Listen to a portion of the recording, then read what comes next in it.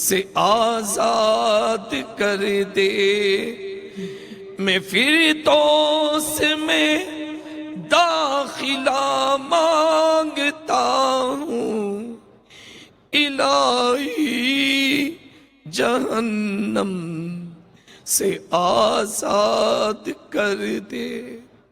صلو علی الحبیب صلی اللہ تعالی علی محمد۔ ماں باپ کی دنیا و آخرت کی بھلائی اسی میں ہے کہ عین شریعت و سنت کے مطابق ابتدائی سے اولاد کی اچھی تربیت کرے۔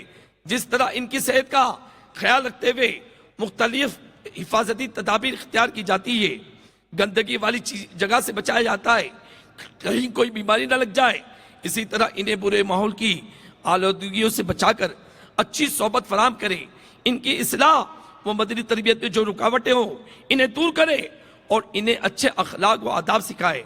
نبی کریم رؤوف رحیم صلی اللہ تعالی علیہ وآلہ وسلم نے ارشاد فرمایا، اپنی اولاد کے ساتھ نیک سلوک کرو اور انہیں اچھے ادب سکھانے کی کوشش کرو۔ اسی طرح ایک اور حدیث پاک میں کسی باپ نے اپنے بچے کو ایسا عطیہ نہیں دیا جو اچھے ادب سے بہتر ہو۔ حکیم الامت مفتی احمد یار خان نعیمی رحمۃ اللہ علیہ فرماتے ہیں، اچھے ادب سے مراد بچے کو دیندار، متقی، پرہیزگار بنانا ہے۔ اولاد کے لیے اس سے اچھا عطیہ کیا ہو سکتا ہے؟ یہ چیز دین و دنیا میں کام آتی ہے۔ انجینئر اور ڈاکٹر ہی نہ بنائیے لیکن پہلے دیندار بنائیے، تقوی و پرہیزگاری کا سبق پڑھائیے، اسلاف کی یادیں دلائیے۔ ماں باپ کو چاہیے اولاد کو صرف مالدار بنا کر دنیا سے نہ جائے، انہیں دیندار بنا کر جائے جو خود انہیں بھی قبر میں کام آئے، کہ زندہ اولاد کی نیکیوں کا ثواب مردے کو قبر میں ملتا ہے۔ یقیناً نیک اولاد والدین کے بننے کے بعد بھی کام آتی ہے۔ جی ہاں، چنانچہ فرمان مصطفیٰ صلی اللہ تعالی علیہ وآلہ وسلم میں جب آدمی کا انتقال ہو جاتا ہے، ایک دن مرنا ہے، آپ کو مرنا ہے، مجھے احمدی چینل پہ موجود اسلامی بھائیوں، اے اسلامی بہنوں، ایک دن مرنا ہے، آخر موت ہے، کر لے جو کرنا ہے، آخر موت ہے۔ مرنے کے بعد تین چیزیں اسے قبر میں فائدہ پہنچاتی ہے۔ یہ اعمال کے علاوہ اس کے تمام اعمال منقطع ہو جاتے ہیں۔ وہ کیا ہے تین عمل؟ فرمایا صدقہ جاریہ، دوسرا ایسا علم جس سے نفع اٹھایا جائے، اور تیسرا نیک اولاد جو اس کے لیے دعا کرے۔ اور ایک حدیث پاک میں کہ بے شک اللہ تعالیٰ جنت میں ایک نیک بندے کا درجہ بلند فرمائے گا، تو وہ کہے گا، اے میرے رب عز و جل، مجھے یہ مرتبہ کہاں سے ملا؟ تو اللہ تعالیٰ فرمائے گا، تیرے بیٹے نے تیرے لیے مغفرت کی دعا مانگی ہے، اس لیے تجھے یہ درجہ ملا ہے۔ سبحان اللہ، سبحان اللہ۔ اللہ تبارک و تعالیٰ کی رحمت پہ قربان، بیٹے کے سبب باپ کو نوازا جا رہا ہے۔ اگر ہم بھی چاہتے ہیں کہ ہماری اولاد دنیا میں ہماری اطاعت گزار ہونے کے ساتھ ساتھ آخرت میں ہماری نجات کا سبب بنے، تو ہمیں خود بھی دعوت اسلامی کے مدنی ماحول سے وابستہ ہو جانا چاہیے، اور اپنے بچوں کی بہترین تعلیم و تربیت کے لیے مدرسۃ المدینہ، دار المدینہ اور جامعۃ المدینہ میں داخل کروائیے۔ انشاءاللہ عز و جل اس کے مدنی نتائج آپ خود ہی ملاحظہ فرمائیں گے۔ میٹھے میٹھے اسلامی بھائیوں، آئیے اب اولاد کی تربیت کے حوالے سے چند مدنی پھول سنتے ہیں، جن کی روشنی میں ہم اپنے بچوں کی صحیح مدنی تربیت کر سکتے ہیں۔ بچوں کے بگڑنے کی ایک بڑی وجہ یہ ہوتی ہے کہ بچپن ہی سے والدین ان کی ہر خواہش کو پوری کرتے چلے جاتے ہیں، نتیجتاً بچے ضدی اور اپنی بات منوانے کی عادی بن جاتے ہیں۔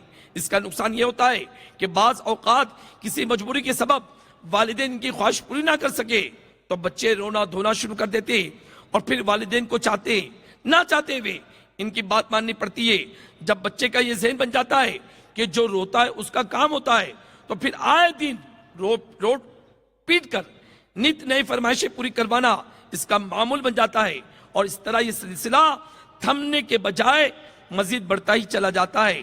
لہٰذا اس کا حل یہی ہے کہ بچوں کی بے جا ضد کے آگے خود کو بے بس سمجھ کر ان کی ہر بات اور مطالبات کو پورا کرنے سے گریز کیجیے، ورنہ یہ لاڈلا پیار ان کے بگاڑ کا سبب بن سکتا ہے۔ اسی طرح والدین کی ایک ذمہ داری یہ بھی ہے کہ اپنی اولاد پر کڑی نظر رکھے، اس کا اٹھنا بیٹھنا کن لوگوں کے ساتھ ہے، لیکن فی زمانہ لوگ اس پہ توجہ نہیں دیتے، اور بعض کو یہ بھی کہتے ہوئے سنا ہے کہ ہمارے گھر کا ماحول سلجھا ہوا ہے، ہم نے اپنے بچے کی اچھی تربیت کی ہے، ہمیں یقین ہے وہ کسی غلط راستے پہ نہیں جا سکتا۔ ہو سکتا ہے کہ آپ کے گھر کا ماحول اچھا ہو، مگر آپ کا بچہ جس اسکول یا کالج میں جاتا ہے یا گلی محلے کے جن دوستوں کے ساتھ اٹھتا بیٹھتا ہے ان میں ہر طرح کے اچھے برے لوگ ہوتے ہیں۔ اس بات کی کیا گارنٹی ہے کہ وہاں بھی غیر جیسا ہی ماحول میسر ہوگا؟ ایک شادی میں جانے کا اتفاق ہوا، اور شادی میں جب میں نیچے اترنے لگا، ہال تھے، فلورز تھے، اترنے لگا تو ایک بچے کو دیکھ رہا ہوں کہ 2-3 بچے کو ساتھ میں لیے کونے میں پتہ نہیں اپنے سپر اینڈرائڈ موبائل پہ کیا دیکھ رہا تھا۔ اللہ اکبر! والدین اس خوش فہمی میں مبتلا رہتے کہ ہمارا بچہ بہت شریف ہے، اور بچہ برے دوستوں کی صحبت میں پھنس کر جرائم کی دنیا میں غرق ہو جاتا ہے، اور والدین کو اس وقت ہوش آتا ہے جب ان کا ہونہار بیٹا منشیات یا فحاشی کے اڈوں سے گرفتار ہو کر جیل کی سلاخوں کے پیچھے چلا جاتا ہے۔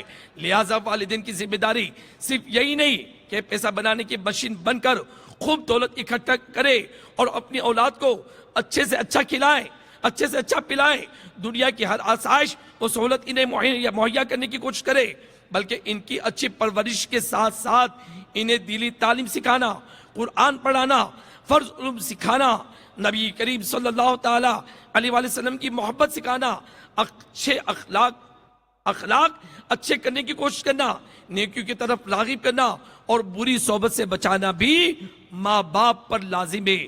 بروز قیامت اس کے بارے میں بھی اس سے پوچھا جائے گا۔ میٹھے میٹھے اسلامی بھائیوں، جن کے مدنی منع یا منیہ مدرسۃ المدینہ اور یا دار المدینہ میں پڑھتے ہیں، بسا اوقات ان کے والدین اس وجہ سے ان کی تربیت کی طرف کم توجہ دیتے ہوں گے کہ یہاں تو مدنی ماحول ہوتا ہے، اساتذہ کی طرف سے جو ان کی مدنی تربیت کی جاتی ہے وہی کافی ہوگی۔ اگرچہ ایسا ہی ہو، لیکن پھر بھی ایسے والدین کو گھر میں اپنی اولاد کی مدنی تربیت کے لیے وقت دینا چاہیے، ان کی پڑھائی اور جو کچھ سکھاؤ وقتاً فوقتاً ان سے بھی پوچھ گچھ کا سلسلہ ہوتے رہنا چاہیے۔ ہمارے بزرگان دین کا انداز تربیت کرنے کا کیسا ہوتا تھا؟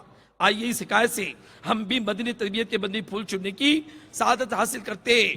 حضرت سیدنا سہل بن عبداللہ تستری جو اللہ کے ولی گزرے رحمت اللہ تعالی علیہ فرماتے کہ میری عمر 3 سال کی تھی، اور میں رات کو اٹھ کر اپنے ماموں حضرت سیدنا محمد بن محمد سوار رحمت اللہ علیہ کو تنہائی میں نماز پڑھتا دیکھتا تھا، تنہائی میں نماز پڑھتا دیکھتا تھا۔ آئے اس روایت سے مجھے آج کا بھی ایک اسلامی بھائی یاد آ رہا ہے، جو ایک علاقے میں ملاقات کے لیے میں پہنچا، اس کا بھی یہی جملہ تھا کہ میرے ماموں جان حافظ قرآن ہے، اور الحمدللہ میں نے کئی سالوں سے دیکھا کہ ان کی تہجد بھی قضا نہیں ہوتی، تہجد قضا نہیں ہوتی، اور وہ بچوں کو ہمیں اٹھاتے، تہجد میں اٹھاتے۔ آج کی بات کر رہا ہوں میں، ایک تجارت کرنے والا نوجوان اپنے ماموں کے تعلق سے یہ کہہ رہا ہے، اے کاش اے صاحب اولاد آپ کی بھی اولاد کہہ دے کہ میں بھی اپنے باپ کو نماز پڑھتا ہوا دیکھتا ہوں، میں بھی اسے تہجد پڑھتا ہوا دیکھتا ہوں۔ میرا ابا تو اشراق و چاش کے بغیر سوتے ہی نہیں ہے، رات کے وقت جب سوتے تو قرآن ان کے ہاتھ میں ہوتا ہے، تسبیح ہاتھ میں ہوتی ہے، 100 مرتبہ درود پاک پڑھتے، مجھے کلمہ پڑھاتے، سونے کی نیت کراتے، پھر مجھے فجر میں اٹھاتے۔ اے کاش ہماری اولادیں بھی یہ کہے، اے کاش یہ اجتماع سے ہم جذبہ لے کے جائے۔ آپ کے ماموں رات میں نماز پڑھتے۔ آپ نے فرمایا ایک دن میں نے اپنے ماموں سے پوچھا، ایک دن میرے ماموں نے مجھ سے پوچھا، کیا تو نے اس اللہ عز و جل کو یاد نہیں کیا جس نے تجھے پیدا کیا؟ میں نے پوچھا میں اسے کس طرح یاد کروں؟ انہوں نے فرمایا جب تم بستر پہ لیٹنے لگو تو 3 بار زبان کو حرکت دیے بغیر محض دل میں یہ کلمات کہو، اللہ معیہ، اللہ ناظر الیہ، اللہ شاہدی، یعنی اللہ عز و جل میرے ساتھ ہے، اللہ عز و جل مجھے دیکھ رہا ہے، اللہ عز و جل میرا گواہ ہے۔ آپ رحمت اللہ علیہ ارشاد فرماتے میں نے چند راتیں یہ کلمات پڑھے، پھر انہیں بتایا تو آپ رحمت اللہ نے، یعنی آپ کے ماموں محمد بن محمد صفار رحمت اللہ نے انہیں کہا کہ آپ اسے 7 مرتبہ پڑھا کرو۔ میں نے انہیں پڑھا، پھر آپ کو بتایا، آپ رحمت اللہ نے فرمایا ہر رات 11 مرتبہ پڑھا کرو۔ میں نے اسی طرح پڑھا تو میں نے اس کی لذت دل میں محسوس کی۔ جب 1 سال گزر گیا تو میرے ماموں نے مجھ سے فرمایا میں نے جو کچھ تمہیں سکھایا ہے اسے یاد رکھو اور قبر میں جانے تک ہمیشہ پڑھتے رہنا، تمہیں دنیا و آخرت میں نفع دے گا۔ میں نے کئی سال تک ایسا کیا تو اپنے اندر اس کی لذت کو محسوس کیا۔ پھر ایک دن میرے ماموں نے فرمایا سہل، اے سہل، اللہ عز و جل جس شخص کے ساتھ ہو اسے دیکھتا ہو اور اس کا گواہ ہو، وہ اس کی نافرمانی کیسے کر سکتا ہے؟ لہٰذا اپنے آپ کو گناہوں سے بچاؤ۔ میٹھے میٹھے اسلامی بھائیوں، دیکھا آپ نے حضرت سیدنا محمد بن محمد صفار رحمت اللہ علیہ نے اپنے بھانجے کی کس پیارے انداز سے مدنی تربیت فرمائی کہ بغیر ڈانٹے، بغیر چھڑکے آپ نے مدنی پھول عطا فرمایا۔ کیا تو نے اس اللہ عز و جل کو یاد نہیں کرتا جس نے تجھے پیدا کیا؟ پھر بانجے بھی کیسے باعمل تھے کہ اپنے ماموں جان سے ملنے والے مدنی پھول کو دل و جان سے قبول کرتے ہوئے اس پر عمل کرنا شروع کر دیا، اور اس کی برکت سے کیسے کیسے انوار اور تجلیات سے نوازے گئے۔ جی ہاں، یہ خوش نصیب مدنی منا آگے چل کر مقام ولایت پر فائز ہو گیا، جن کو دنیا اب بھی حضرت سیدنا سہل بن عبداللہ تستری رحمت اللہ علیہ کے نام سے یاد کرتی ہے، جن کا فیضان اب بھی جاری و ساری ہے۔ اللہ عز و جل کی ان پر رحمت ہو اور ان کے صدقے ہماری بے حساب مغفرت ہو، آمین بجاہ النبی الامین صلی اللہ تعالی علیہ وآلہ وسلم۔ میرے میٹھے میٹھے اسلامی بھائیوں، شیخ طریقت امیر اہل سنت دامت برکاتہم العالیہ کے بچوں کی مدنی تربیت کے مدنی گلدستے وقتاً فوقتاً مدنی چینل پر بھی چلائے جاتے تاکہ انہیں دیکھ کر ہم بھی تربیت کرنا سیکھیں۔ گویا کہ امیر اہل سنت دامت برکاتہم العالیہ تربیت کرنے والوں کی بھی مدنی تربیت فرما رہے ہیں۔ اولاد کی تربیت کیسی کرنی ہے، اس لیے ہمیں مدنی چینل بھی دیکھتے رہنا چاہیے۔ بالخصوص ہفتہ وار مدنی مذاکرے میں اول تا آخر شرکت کو یقینی بنائے۔ اولاد کی مدنی تربیت کا انداز سیکھنے کے ساتھ ساتھ علم دین کی کئی قیمتی پھول بھی آپ کو حاصل ہوگے۔ میرے میٹھے میٹھے اسلامی بھائیوں، اے پہاڑی شریف میں آنے والوں، آج اللہ نے ہمیں ذمہ دار بنایا ہے، اور قیامت کے دن ہر ذمہ دار سے اس کی ذمہ داری کے تعلق سے پوچھا جائے گا۔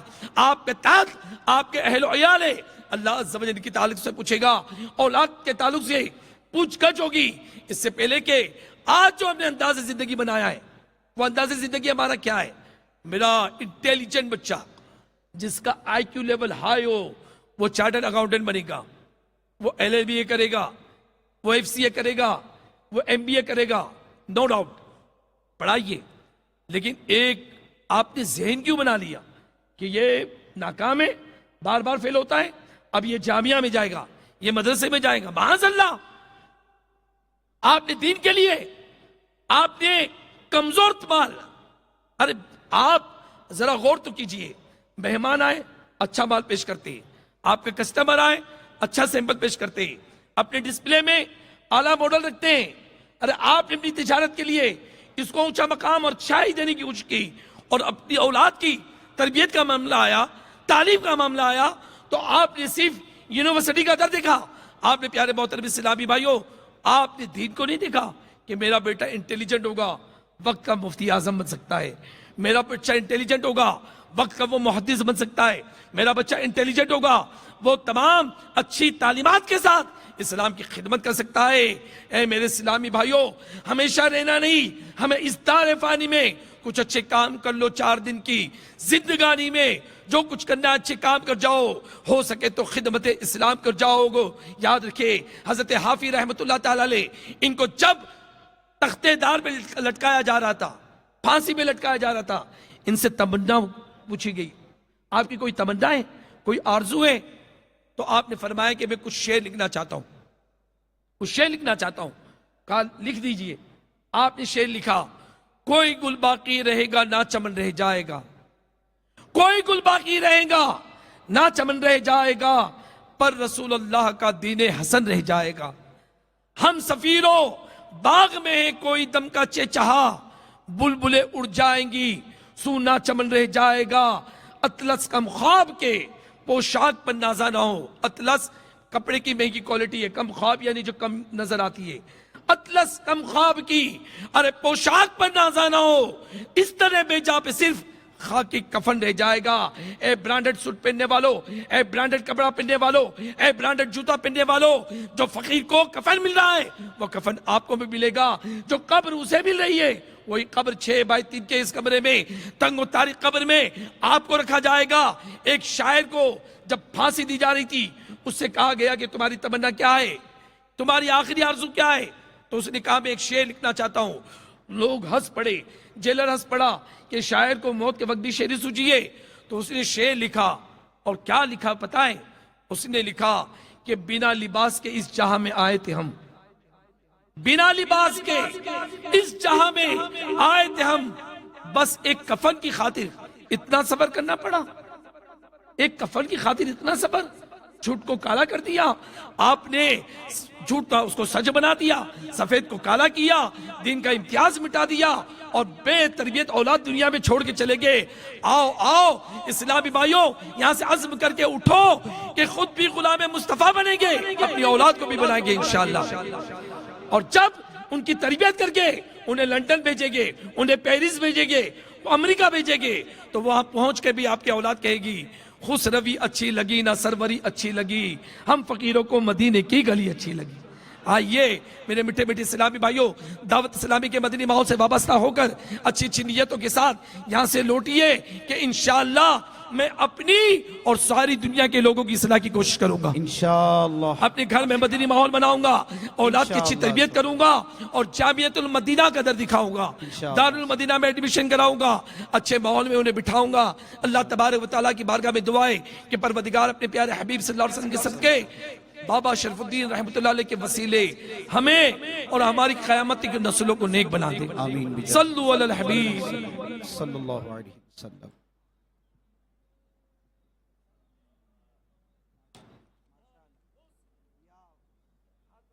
الحمدللہ رب العالمین، والصلاة والسلام علی سید المرسلین، اما بعد فاعوذ باللہ من الشیطان الرجیم، بسم اللہ الرحمن الرحیم۔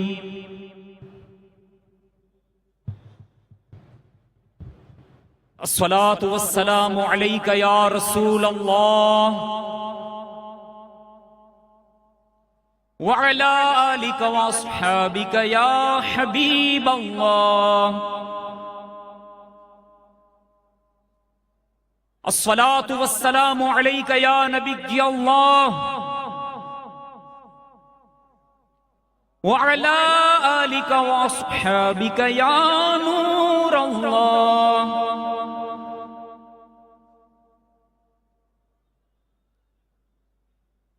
رحمت عالم نور مجسم شاہ بنی آدم رسول اکرم نبی محتشم صلی اللہ تعالی علیہ وسلم کا فرمان عالی شان ہے کہ تم اپنی مجلسوں کو مجھ پر درود پاک پڑھ کر آراستہ کیا کرو کہ تمہارا درود پاک پڑھنا کل بروز قیامت تمہارے لیے نور ہوگا۔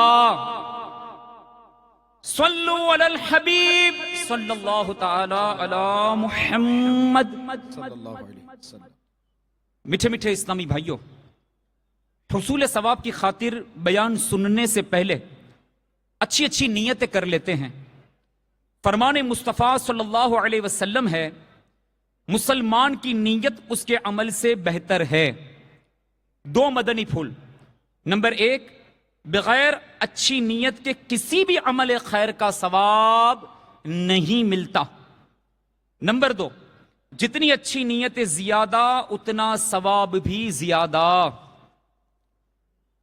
نیت کرتے ہیں کہ نگاہیں نیچے کیے خوب کان لگا کر بیان سنوں گا، ٹیک لگا کر بیٹھنے کے بجائے علم دین کی تعظیم کی خاطر جہاں تک ہو سکا دو زانوں بیٹھوں گا، ضرورتاً سمٹ سرک کر دوسروں کے لیے جگہ کشادہ کروں گا، دھکا وغیرہ لگ گیا تو صبر کروں گا، घुरने, झिड़कने, उलझने से बचूंगा।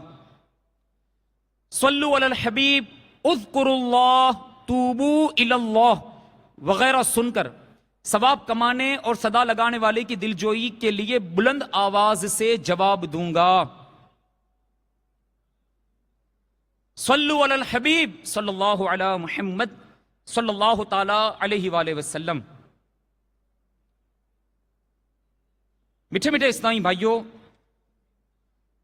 जब तक इस्लाम अरब की जमीन तक महदूद रहा, उस वक्त तक मुसलमानों की तर्ज जिंदगी और उनका मुआशरा बिल्कुल ही सीधा सादा और हर किस्म की रसूमात और बिदआत व खुराफात से पाक साफ रहा।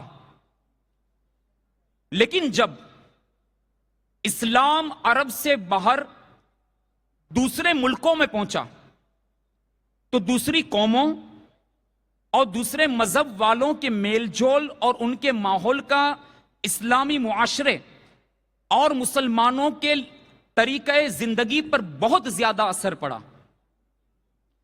और कुफ्फार व मुशरिकीन और यहूदो नसारा की बहुत सी गलत सलत और मन घड़त रस्मों का मुसलमानों पर ऐसा जारिहाना हमला हुआ, और मुसलमान इस मुशरिकाना रस्मों में इस कदर मुलव्वत हो गए कि इस्लामी मुआशरे का चेहरा मस्ख हो गया, और मुसलमान रस्मों रवाज की बलाओं में गिरफ्तार होकर खैरुल कुरून की सीधी सादी इस्लामी तर्जी जिंदगी से दूर हो गए।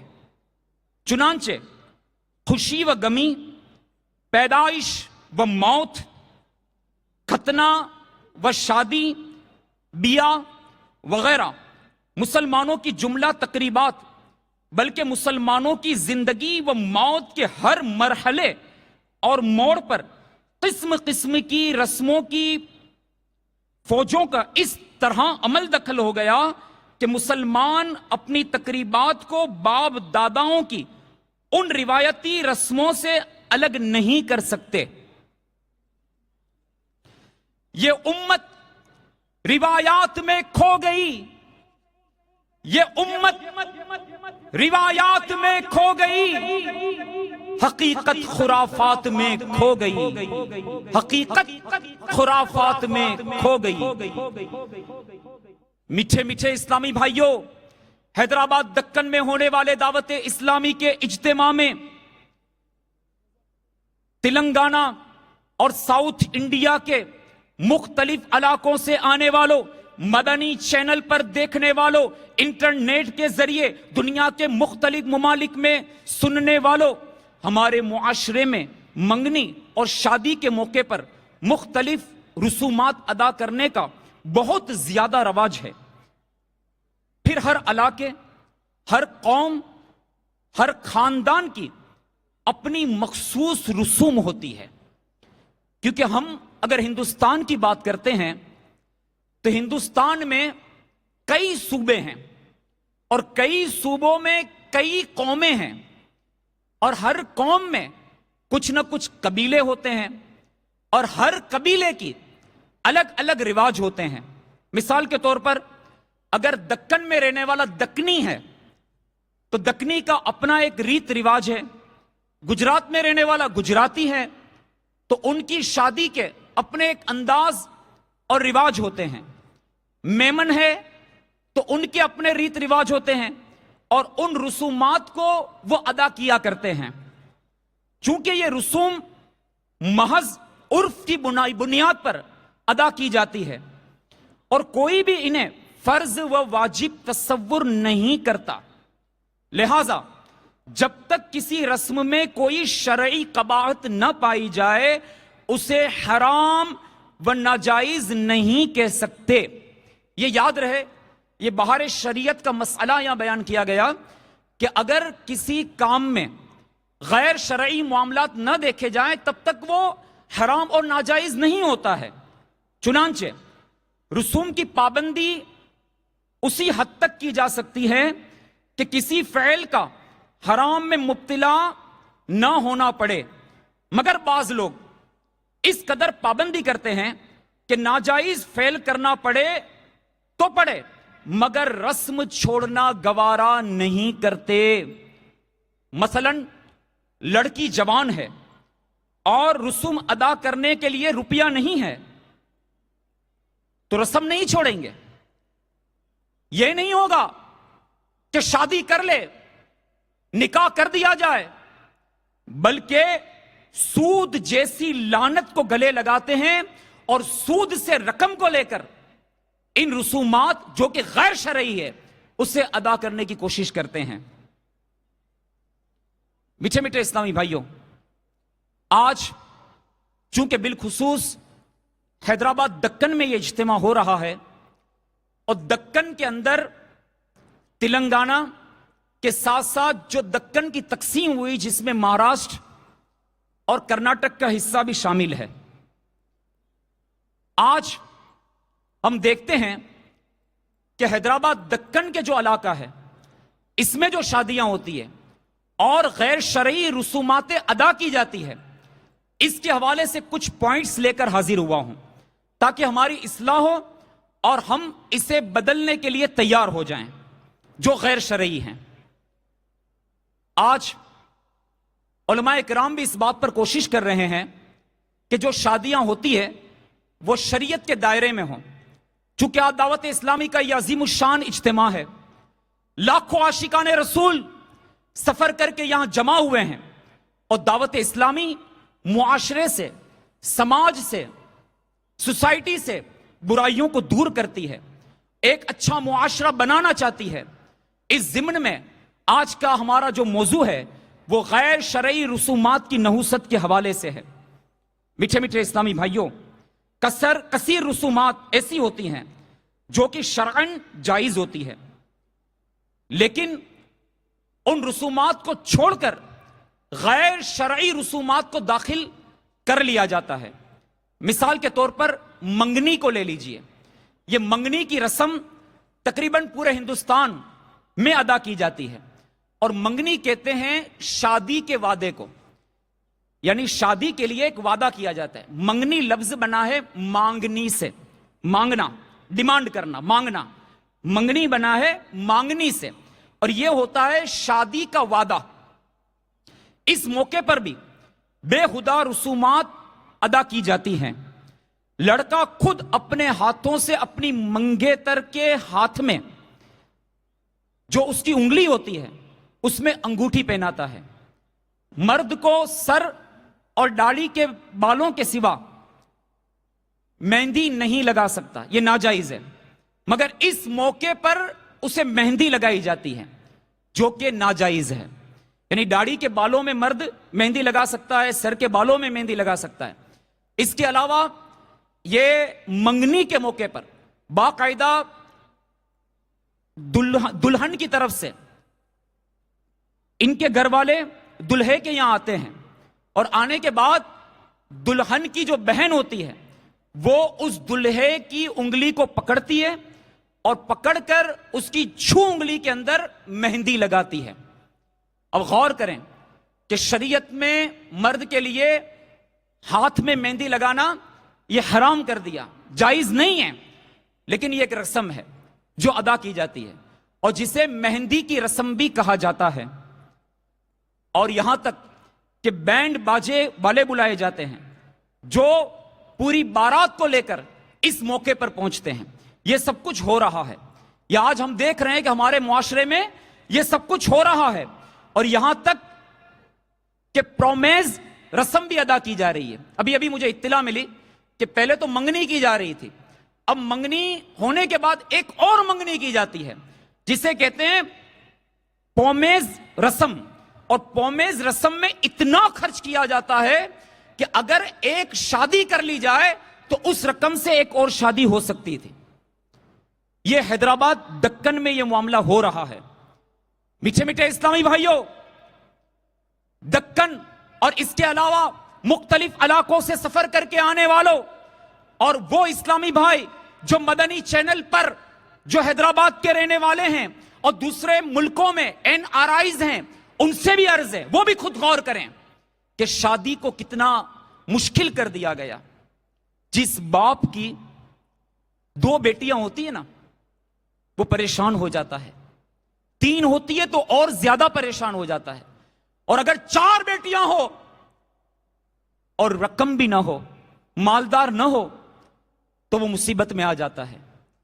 उसकी जिंदगी इन बेटियों की परवरिश के साथ साथ इनकी शादी के मामलात को पूरी करने में गुजर जाती है। बस वो पूरी जिंदगी इनके लिए कमाता रहता है, दुआएं करवाता रहता है। हर वक्त मां और बाप दोनों टेंशन में रहते हैं कि न जाने हमारी बच्चियां बड़ी होगी, जवान होगी, तो हम इनकी शादी किस तरह कर पाएंगे। ए मीठे मीठे इस्लामी भाइयों, गौर कीजिए कि आज शादी को किस कदर मुश्किल कर दिया गया। क्या इस्लाम ने शादी को इतना मुश्किल रखा है? नहीं, शादी बिल्कुल आसान है, लेकिन ये रसूमात जो कि गैर शरई रसूमात है, यह हमारे मुआशरे में दाखिल हो चुकी है।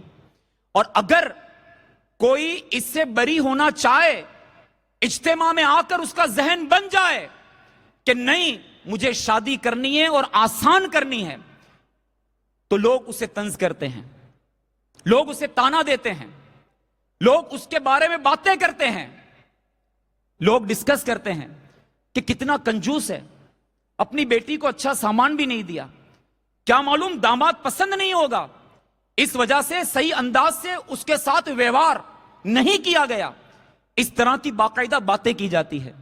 ए मेरे मीठे मीठे इस्लामी भाइयों, लेकिन फिर भी हमें अपना जहन बनाना है कि शादी हो शरीयत के मुताबिक हो, शादी हो सुन्नत के मुताबिक हो, जो रसूमात हो वो शरीयत के मुताबिक हो। तो ये हो गई प्रोमेज रस्म जो आजकल हैदराबाद में चल पड़ी है, और मुझे इस्लामी भाई ने बताया कि बाकायदा इस पर लाखों रुपया खर्च किया जा रहा है और इस अंदाज से यह शादी की जा रही है। इसके बाद होती है मंगनी की रस्म। मंगनी की रस्म में बताया गया कि इसमें भी बाकायदा लाखों रुपए खर्च किए जाते हैं, बड़ी बड़ी दावतें की जाती है, बिरयानियां बनाई जाती है, कई किस्म के मीठे तैयार किए जाते हैं, कोल्ड ड्रिंक्स बुलाया जाता है, और दोनों तरफ से खाने पीने की बाकायदा तरकीबें होती है, और साथ साथ म्यूजिक भी बजाया जाता है, गाने भी बजाए जाते हैं, फंक्शन हॉल बुक किए जाते हैं, और इस तरह यह मंगनी की रस्म अदा की जाती है। इसके बाद एक दक्कन की और रस्म है जिस पर गौर कर लीजिए कि इसमें कितने गैर शरई मामलात हैं। मंजे की रस्म, यह मंजा अदा किया जाता है, और इस मंजे में जो जितना मालदार होता है वो उतना ही पहले दूल्हे को आजाद कर देता है। क्या अभी यह दूल्हा बनने वाला है, 1 महीने पहले मंजे की रस्म अदा कर दी जाती है। अब दूल्हा फारिग हो गया, अब दूल्हा कोई काम नहीं करेगा, न जॉब पे जाएगा, न कमाने लायक जाएगा, न किसी काम को करने जाएगा, बस अब इसका काम है कि ये घर में कैद हो जाए और जो इसकी ख्वाहिशात हैं वो उसे पूरा करता रहे। तो मंजे की रस्म अदा की जाती है, और जब ये रस्म अदा होती है तब भी बाकायदा म्यूजिक बजाया जाता है, यहां तक कि मुखन्नस जो होते हैं, जो न मर्द हैं न औरतें हैं, जिसे एक आम जबान में हिजड़े कहा जाता है, इनको बाकायदा प्रोफेशनल बेस पर बुलाया जाता है और इनका डांस रखा जाता है। ये नाचते हैं और घर के बड़े बूढ़े छोटे बड़े जितने भी हैं ये सब जमा होकर उन मुखन्नस का डांस देख रहे होते हैं। ये किस घर में हो रहा है, ये कहां हो रहा है? ये एक मुसलमान के घर में हो रहा है, एक कलमा पढ़ने वाले के घर में हो रहा है, जो अपने आप को आशिक रसूल कह रहा है, इसके घर में हो रहा है। अगर कोई समझाने जाए तो वो जवाब देता है कि क्या करें मौल साहब, एक ही तो मेरा बेटा है, अगर इसमें अरमान नहीं निकालेंगे तो फिर कब निकालेंगे? और अगर लड़की का बाप रहा तो यूं कहता है कि मेरी एक लौती बेटी है। मैं सुनाऊंगा एक और लौती बेटी के बारे में, लेकिन जवाब क्या मिलता है? मेरी एक लौती बेटी है, अगर इसमें भी मैं अपनी ख्वाहिशात को नहीं निकालूंगा, अगर इसके भी अरमान नहीं पूरा करूंगा तो फिर ये अरमान कब पूरे होंगे? पहलू 2 हैं। एक तो यह होता है कि बच्चा या बच्ची, जो यहां की जबान में बच्चा या बच्ची यानी लड़का या लड़की, یہ خود ماں باپ پر پریشر بناتے ہیں. وہ کہتے ہیں کہ میری شادی اچھے سے اچھے انداز میں ہونی چاہیے, میری شادی میں اتنا خرچ ہونا چاہیے, میری شادی میں یہ بھی ہونا چاہیے, میں یہ بھی کروں گا یا میں یہ بھی کروں گی. والد صاحب سے کہتے ہیں مجھے یہ بھی کروا کے دیجئے. یہ سب کچھ پہلے سے طے ہوتا ہے. یہاں تک کہ اگر جیب میں پیسے نہیں بھی رہے تو قرض لیا جاتا ہے, اور قرض لے کر یہ شادی کی ساری رسمیں جو غیر شرعی ہے وہ ادا کی جاتی ہیں. مجھے ایک اسلامی بھائی نے بتایا کہ باقاعدہ نوجوان شادی سے پہلے 5 سال, تقریباً 5 سال پہلے وہ حیدرآباد سے یا دکن کے علاقوں سے فورن چلے جاتے ہیں اور وہاں ہائی سیلری کماتے ہیں. کمانے کے بعد ایک رقم کو جمع کرتے ہیں. کتنے سال؟ 5 سال تک وہ رقم جمع کرتے ہیں. کیوں؟ کہ شادی کرنی ہے. وہ نوجوان جو 5 سال اپنے ماں باپ سے, اپنے گھر والوں سے دور رہ کر دوسرے ملک میں مشقتوں کو اٹھاتا رہا اور وہاں رقم جمع کی, اور جمع کرنے کے بعد جب وہ ہندوستان واپس آتا ہے, جب شادی ہوتی ہے, تو اسی طرح کی غیر شرعی رسومات میں جو اس نے لاکھوں روپے کمائے تھے وہ چند دنوں کے اندر ختم ہو جاتے ہیں, اور یہاں تک کہ مائنس میں آ جاتا ہے, قرض ہو جاتا ہے. سودا لے آئے, اب سودے والے سے سودا تو لے لیا, لیکن بولتے کہ شادی کے بعد آپ کو پیسے دے دیں گے. فنکشن ہال نہیں, یہ فنکشن ہال نہیں چلے گا, مہنگے والا فنکشن ہال ہونا چاہیے. اس کی بکنگ کتنی؟ 1 رات کی 2 لاکھ روپے بکنگ ہوتی ہے فنکشن ہال کی. جی ہاں, 2 لاکھ روپے فنکشن ہال, 1 نائٹ, 1 رات کا کام ہے. 2 لاکھ روپے دے کر وہ شادی خانہ بک کر لیا, مہنگے سے مہنگا شادی خانہ. پھر ٹوکن دے دیا 10,000 روپے, باقی کی رقم بعد میں دیں گے. سودے والے کو بعد میں دیں گے, پانی والے کو بعد میں دیں گے. بات کرتے کرتے شادی ختم ہو گئی. اب ختم ہونے کے بعد جو دلہا ہے اس کے گھر پہ لائن لگی ہوئی رہتی ہے. کبھی ویڈیوگرافی والے آ رہے ہیں, صاحب آپ نے بکنگ کروائی تھی پیسے دیجئے. کبھی فنکشن ہال والے آ رہے ہیں, کیا آپ نے فنکشن ہال بک کیا تھا, ٹوکن دیا تھا, اس کا پیمنٹ کیجئے. کبھی کپڑے والے آ رہے ہیں, کبھی جو دلہے کا لباس تھا اس جوڑے والے آ رہے ہیں. یہ مختلف لوگ قرض وصول کرنے کے لیے آ رہے ہیں, لیکن جو کمایا تھا وہ سب کے سب اڑا دیا, بلکہ جلا دیا. جی ہاں, جلا دیا. کیوں؟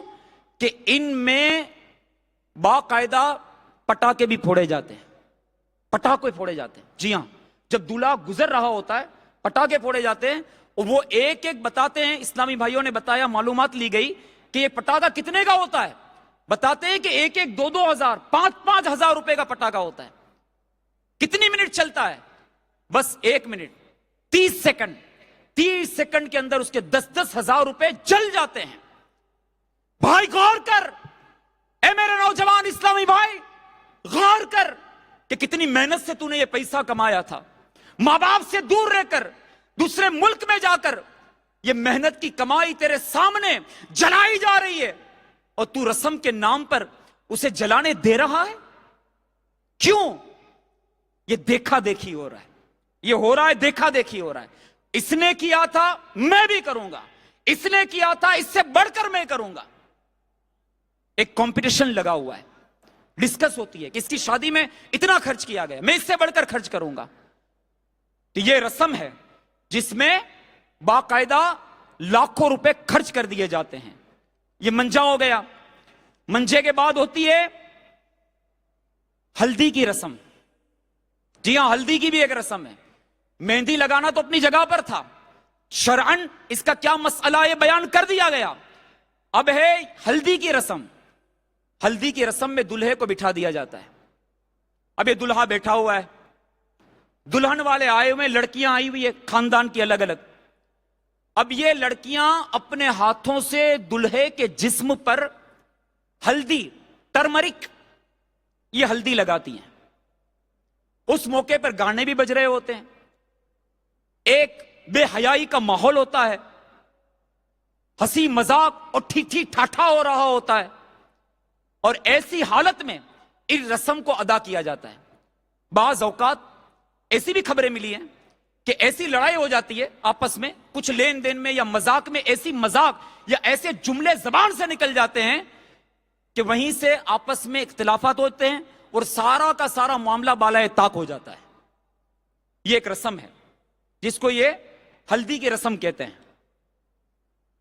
پھر ایک رسم اور ادا کی جاتی ہے جس کو گھوڑے اور جوڑے کی رقم کہتے ہیں۔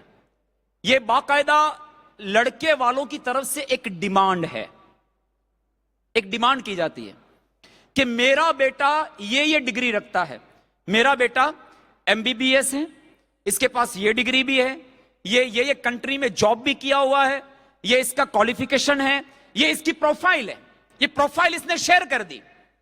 اب لڑکی والا جو لڑکی ہے اس کا پروفائل لڑکے والے کی طرف فارورڈ کرتا ہے، پھر دونوں میں آپس میں ڈسکس ہوتی ہے کہ کیا لین دین ہوگا۔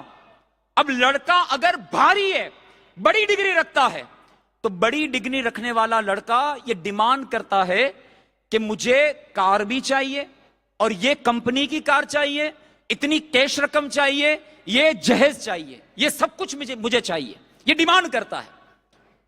یہ ڈیمانڈ کس سے کی جا رہی ہے؟ یہ لڑکی والوں سے ڈیمانڈ کی جا رہی ہے۔ اب لڑکی والا کیا کرے گا؟ لڑکی والا کیا کرے گا؟ کیونکہ ظاہر سی بات ہے ایک باپ کو شادی بھی کرنی ہے، اپنی بیٹی کو دینا بھی ہے، تو بعض اوقات اس کی ڈیمانڈ کو پورا کیا جاتا ہے اور حیثیت نہیں ہوتی اور رشتے کو اگر اچھا سمجھا جاتا ہے تو قرض لے کر اس کے مطالبات پورے کیے جاتے ہیں۔ یہ جوڑا اور گھوڑا، گھوڑا چلا گیا، جوڑا رہ گیا، لیکن گھوڑا گیا نہیں ہے، گھوڑے کی جگہ پہ گاڑی آ گئی ہے۔ یہ گھوڑا جو تھا پہلے ہو سکتا ہے کہ باپ دادا کی رسمیں ہیں نا، تو ہوتا ہوگا کہ گھوڑا بھی دیا جاتا ہوگا، تو گھوڑا تو چلا گیا، اب گاڑی رہ گئی ہے، تو اس میں ڈیمانڈ کرتے ہیں کہ مجھے یہ گاڑی چاہیے، 2 ویلر چاہیے، 4 ویلر چاہیے۔ اب یہ ڈیمانڈ اس کی پوری کی جائے، اگر نہیں کریں گے تو پھر یہ معاملہ اٹک جاتا ہے۔ غور کریں یہ ساری باتوں پر، ہم غور کریں کہ شادی کتنی مشکل ہو گئی۔ جہیز سمجھتے کہ جہیز کیا ہے، کس کی خوشی ہے، اور جہیز دینا کیسا، جہیز لینا کیسا۔ آئیے اس کے شرعی معاملات کو ہم سمجھنے کی کوشش کریں۔ جنتی زیور یہ کتاب ہے، اس میں سے یہ بیان کیا جا رہا ہے کہ ماں باپ کچھ کپڑے، کچھ زیورات، کچھ سامان، برتن، پلنگ، بستر، میز، کرسی، تخت، جائے نماز، قرآن مجید اور دیگر دینی کتبیں وغیرہ لڑکی کو دے کر اس کو سسرال بھیجتے ہیں۔ یہ لڑکی کا جہیز کہلاتا ہے، ٹھیک ہے؟ یہ اس کی ایک تعریف بیان کی گئی، سادہ سی تعریف۔ بلا شبہ یہ جائز بلکہ سنت ہے۔ لوگ سرے سے ہی جہیز کو ناجائز اس طرح کہتے ہیں، لیکن سن لیجئے کہ یہ جو آپ کے سامنے ضرورت کی اشیاء بیان کی گئی کہ جو بخوشی دی جاتی ہے اسے جہیز کہتے ہیں، اور یہ سنت ہے، کیونکہ ہمارے پیارے آقا مکی مدنی مصطفیٰ صلی اللہ علیہ وسلم نے بھی اپنی پیاری بیٹی حضرت فاطمہ رضی اللہ تعالی عنہا کو جہیز میں کچھ سامان دے کر رخصت فرمایا تھا۔ لیکن یاد رکھیں کہ جہیز میں سامان دینا یہ ماں باپ کی محبت و شفقت کی نشانی ہے اور ان کی خوشی کی بات ہے۔ ماں باپ پر لڑکی کو جہیز دینا فرض و واجب نہیں۔ لڑکی اور داماد کے لیے ہرگز ہرگز یہ جائز نہیں کہ وہ زبردستی ماں باپ کو مجبور کر کے اپنی پسند کا سامان جہیز میں وصول کریں۔ ماں باپ کی حیثیت اس قابل ہو یا نہ ہو، مگر جہیز میں اپنی پسند کی چیزوں کا تقاضا کرنا اور ان کو مجبور کرنا کہ وہ قرض لے کر بیٹی داماد کی خواہش پوری کرے، یہ خلاف شریعت بات ہے۔ یعنی اگر استطاعت نہیں تھی، قرض لے کر بھی اس نے دیا تو یہ خلاف شریعت بات ہے۔ بلکہ آج کل غیروں کے طریقوں پر عمل کرتے ہوئے کئی ایسی باتیں ہمارے معاشرے میں آ چکی ہے جو سرے سے اسلام سے کوئی تعلق نہیں رکھتی۔ ایسی کئی چیزیں ہیں۔ چنانچہ اب ہم سنتے ہیں کہ جہیز میں کیا دینا چاہیے اور کن باتوں سے ہمیں بچنا چاہیے، تو ہمارے لیے ایک مثالی شخصیت ہے میرے شیخ طریقت امیر اہل سنت بانی دعوت اسلامی حضرت علامہ مولانا ابو البلال محمد الیاس عطار قادری دامت برکاتہم العالیہ۔ ان کی مثال کیوں دی جا رہی ہے؟ دیکھیے، کتاب میں ہم بزرگوں کے واقعات پڑھتے ہیں کہ فلاں بزرگ تھے، انہوں نے اپنی بیٹی کی شادی اس طرح کی، تو کسی کے ذہن میں آئے گا کہ یہ بزرگ تو بڑے پرانے ہو گئے، اس دور میں چل جاتا ہوگا۔ لیکن آج کے اس پرفتن دور میں اللہ تبارک و تعالیٰ نے ہمیں ایک ایسی عظیم شخصیت عطا فرمائی جو ہم سب کے امیر اہل سنت ہے۔ جی ہاں، امیر اہل سنت کے حوالے سے یہاں لکھا ہے کہ آپ نے اپنی اکلوتی بیٹی، دیکھیے آپ کی بھی ایک بیٹی ہے، جو یہ کہتا ہے نا کہ ایک ہی تو بیٹی ہے، ارمان اسی میں نکالنے ہیں، تو آپ کی ایک لوتی بیٹی کی شادی سادگی کو ملحوظ رکھتے ہوئے عین سنت کے مطابق کرنے کی کوشش فرمائی تھی۔ امیر اہل سنت دامت برکاتہم العالیہ اپنے ایک مدنی مذاکرے میں کچھ یوں ارشاد فرماتے ہیں، میں نے پوری کوشش کی کہ حضرت سیدتنا فاطمہ رضی اللہ تعالی عنہا کو میرے آقا صلی اللہ علیہ وسلم نے جو عنایت فرمایا تھا اس کی پیروی کی جائے۔ مثلا اب کیا دیا تھا؟ پیارے آقا صلی اللہ علیہ وسلم نے شہزادی کونین رضی اللہ تعالی عنہا کو کیا عطا فرمایا تھا؟ آپ شہزادی ہیں، کونین کی شہزادی ہیں، خاتون جنت ہے، اور نبی پاک صلی اللہ علیہ وسلم مالی کے کل ہیں، کسی بات کی کمی نہیں ہے، لیکن اس کے باوجود تعلیم امت کے لیے آپ صلی اللہ علیہ وسلم نے اپنی بیٹی فاطمہ رضی اللہ تعالی عنہا کو کیا دیا؟ نوٹ کریں، مشکیزہ۔ مشکیزہ پانی کا جو مشکیزہ ہے وہ آپ نے جہیز میں دیا۔ یہاں اگر فریزر بھی دے دیا جائے تو مطمئن نہیں ہوتے ہیں۔ گیہوں پیسنے والی ہاتھ کی چکی، گیہوں پیسنے والی جس میں گیہوں ڈالے جاتے ہیں اور چکی پیسی جاتی ہے، ہاتھ سے پیسی جاتی ہے، الیکٹرانک نہیں ہوتی، ہاتھ سے پیسی جاتی ہے، پیارے آقا صلی اللہ علیہ وسلم نے یہ جہیز میں دی۔ نقرئی یعنی چاندی کے کنگن پیش کیے، اس طرح کی دیگر چیزیں جو کتابیں سے دیکھ کر میسر آئی۔ امیر علیہ سنت فرماتے ہیں میں نے کتابوں میں دیکھا جو مجھے میسر آئی، چٹائی، مٹی کے برتن، کھجور کی چھال بھرا ہوا چمڑے کا تکیہ وغیرہ، الحمدللہ عز و جل جہیز میں پیش کرنے کی کوشش کی۔ اور رخصتی کے وقت جس طرح سرکار صلی اللہ علیہ وسلم نے خاتون جنت فاطمہ الزہرا رضی اللہ تعالی عنہا پر شفقت فرمائی تھی، الحمدللہ ان سنتوں پر عمل کی کوشش کی۔ یہ امیر علیہ سنت کی شہزادی کو آپ نے جو جہیز دیا اس حوالے سے یہاں بیان کیا گیا۔ میٹھے میٹھے اسلامی بھائیوں جو یہاں پر موجود ہے،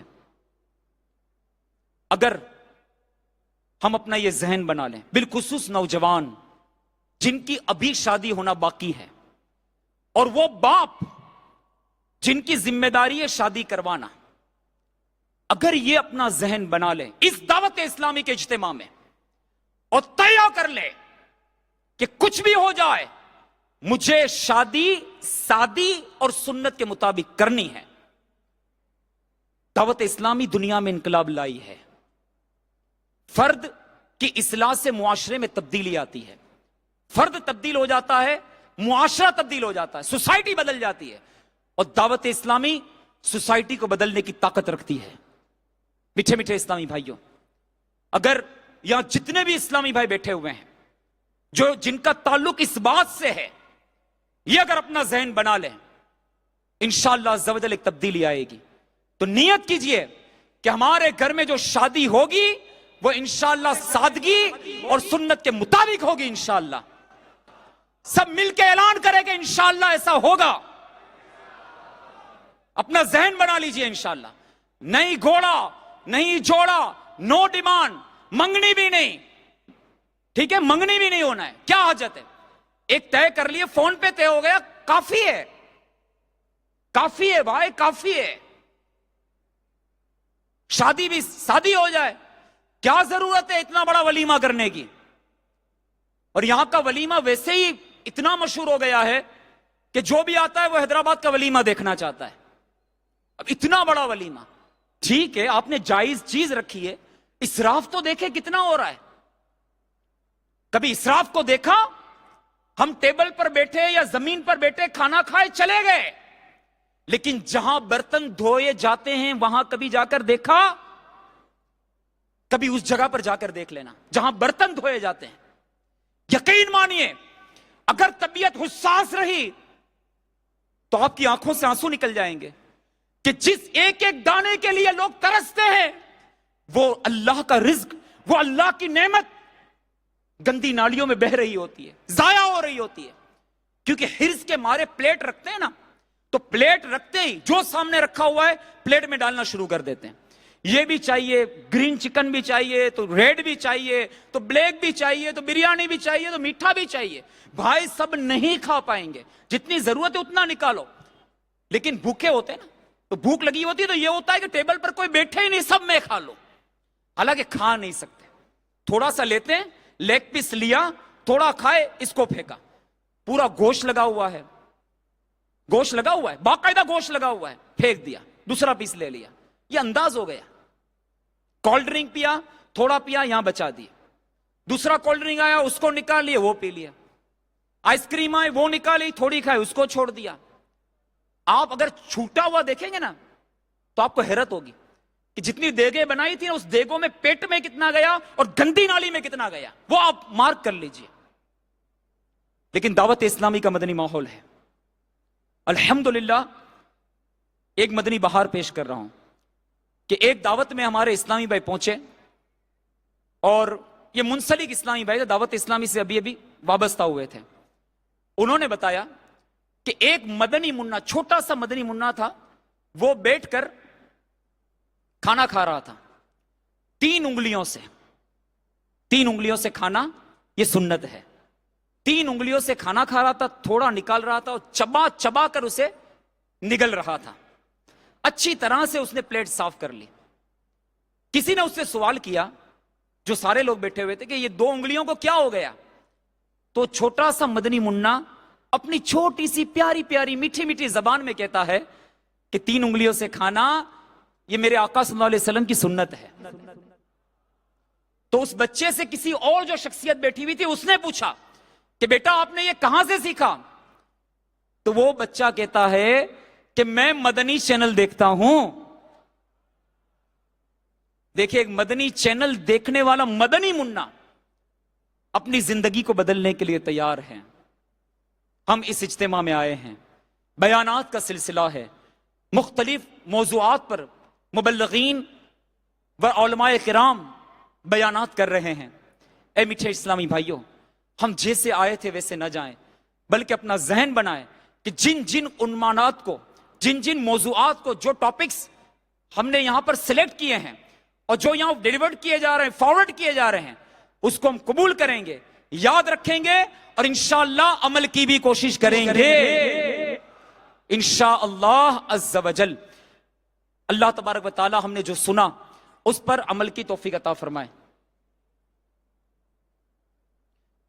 اب شادی کے اندر ایک اور بھی ترکیب ہوتی ہے, وہ دعوت اسلامی کی طرف سے الحمدللہ شیخ طریقت امیر اہل سنت نے ہمیں یہ ذہن دیا کہ جہاں پر ہزاروں روپے خرچ ہوتے ہیں تو وہاں دعوت اسلامی کا ایک شعبہ ہے جس کا نام ہے مکتبۃ المدینہ. یہ پرنٹ میڈیا پر کام کرتا ہے, یعنی جو رسالے امیر اہل سنت لکھتے ہیں, المدینۃ العلمیہ جسے لکھتی ہے, ان رسائل کو باقاعدہ چھپوانا اور اصلاح امت کے لیے اسے فروخت کرنا, یہ اس مکتبۃ المدینہ کی ذمہ داری ہے. تو اب جو شادیاں ہو رہی ہے, باقاعدہ دعوت اسلامی کا جو مکتبۃ المدینہ ہے, اس کی مجلس کہ اسلامی بھائی جہاں شادی ہوتی ہے وہاں پر ایک بستہ لگاتے ہیں, اور دلہے والے یا دلہن والے کی طرف سے مکتبۃ المدینہ والوں کو رابطہ کیا جاتا ہے کہ ہمارے یہاں شادی ہے, آپ آ کر بستہ لگا دیجئے. پھر طے ہو جاتا ہے کہ کتنے کے رسالے رکھنے ہیں. کوئی بولتا ہے 2 لاکھ کے رکھ دو, کوئی بولتا ہے 1 لاکھ کے رکھ دو, جیسی جس کی حیثیت. کوئی 5,000 روپے کے رسائل رکھتا ہے. تو یوں مکتبۃ المدینہ کے رسائل اس شادی میں رکھے جاتے ہیں. پھر جو بھی ولیمے میں آتے ہیں یا شادی کی دعوت میں آتے ہیں, الحمدللہ ان کو فی سبیل اللہ فری آف کاسٹ تقسیم رسائل کیے جاتے ہیں. تو یہ دعوت اسلامی کا ایک شعبہ ہے, تقسیم رسائل, یعنی رسائل کو خریدنا اور اصلاح امت کے لیے اسے مسلمانوں میں تقسیم کرنا. تو میٹھے میٹھے اسلامی بھائیو, ایک اور ذہن بنا لیجئے کہ انشاءاللہ عز و جل اگر ہمارے گھر میں شادی رہی تو ہم کہاں رابطہ کریں گے؟ مکتبۃ المدینہ پہ. کہاں کریں گے؟ مکتبۃ المدینہ پہ. اور ان کو جا کر بتائیں گے کہ ہمارے یہاں شادی ہے اور اس شادی میں ہمیں اتنے کے رسائل چاہیے. انشاءاللہ عز و جل مکتبۃ المدینہ والے رسائل لے کر اس شادی میں پہنچ جائیں گے اور اسے وہاں پر تقسیم بھی کیا جائے گا. اللہ تبارک و تعالی جو کچھ سنا اس پر عمل کی توفیق عطا فرمائے. آمین آمین بجاہ نبی الامین صلی اللہ تعالی علیہ وسلم. صلوا علی الحبیب.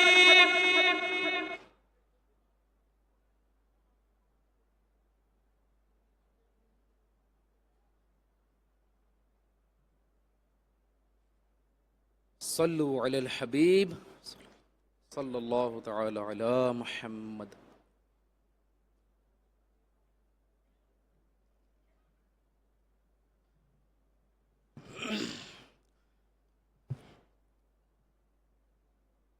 تمام اسلامی بھائی میرے ساتھ مل کر درود پاک پڑھنے کی سعادت حاصل کریں.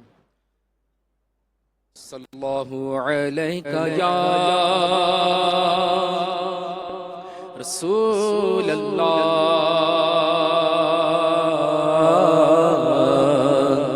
وسلم علیہ یا حبیب اللہ. مل کے تمام اسلامی بھائی صلی اللہ علیہ یا رسول اللہ وسلم علیہ یا حبیب اللہ. خلیفہ اعلی حضرت حضور جمیل رضوی رحمۃ اللہ تعالی علیہ کا لکھا ہوا بڑا مشہور کلام. آئیے مل کر پڑھتے ہیں انشاءاللہ. اس میں درود پڑھنے کی بھی ہمیں خوب سعادت حاصل ہوگی. تو گزارش ہے کہ سبھی اسلامی بھائی میرے ساتھ مل کر اس نعت پاک کو پڑھنے کی کوشش کریں اور مل کر انشاءاللہ درود بھی ہم پڑھیں گے انشاءاللہ. صلو علی الحبیب صلی اللہ تعالی علی محمد. آنکھوں کا تارا نام محمد, آنکھوں کا تارا نام محمد, دل کا اجالا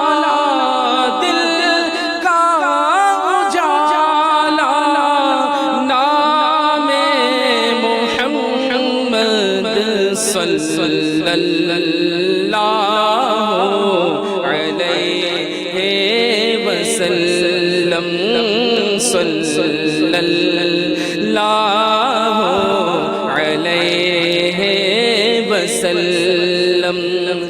دولت جو چاہو دونوں جہاں کی, دولت جو چاہو دونوں جہاں کی, دولت جو چاہو دونوں جہاں کی, دولت جو چاہو دونوں جہاں کی, کر لو وظیفہ کر لو وظیفہ نام محمد صلی اللہ علیہ وسلم. صلی اللہ علیہ وسلم. روزے قیامت میزان پل پر روزے قیامت میزان پل پر روزے قیامت میزان پل پر دے گا سہارا دے گا سہارا نام محمد صلی اللہ علیہ وسلم صلی اللہ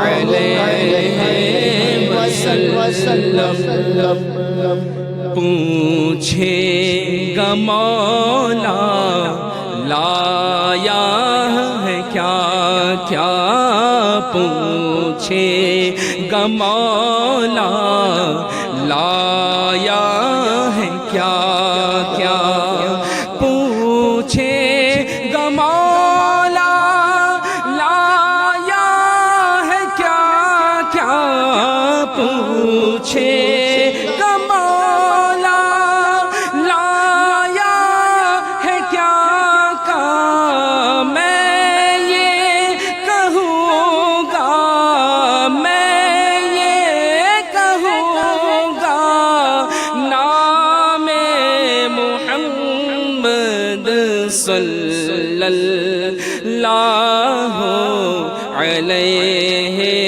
وسلم صلی اللہ علیہ وسلم رکھو لحد میں جس دم عزیزو رکھو لحد میں جس دم عزیزو رکھو لحد میں جس دم عزیزو مجھ کو سنانا مجھ کو سنانا نام محمد صلی اللہ علیہ وسلم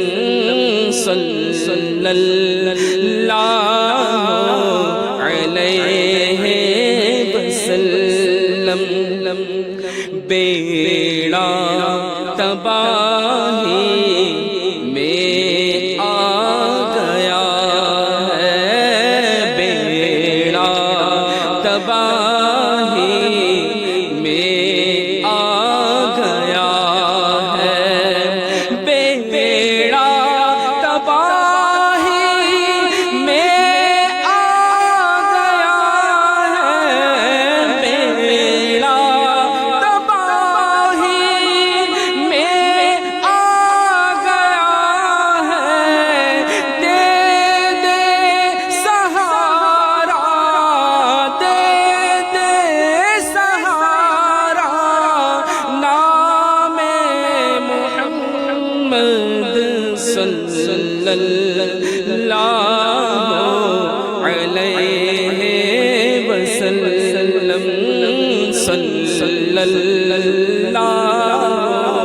علیہ وسلم غم کی گھٹائیں چھائی ہے سر پر غم کی گھٹائیں چھائی ہے سر پر غم کی گھٹائیں چھائی ہے سر پر کر دے اشارہ کر دے اشارہ نام محمد صلی اللہ علیہ وسلم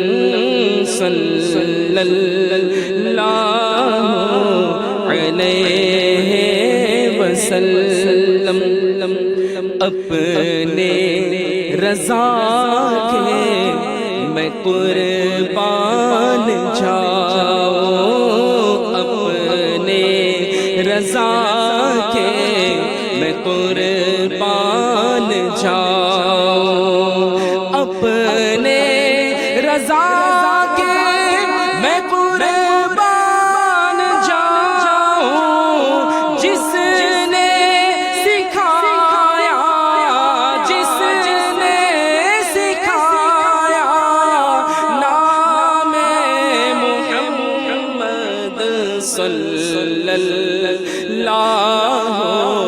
علیہ وسلم، صلی اللہ علیہ وسلم، صلوا علی الحبیب۔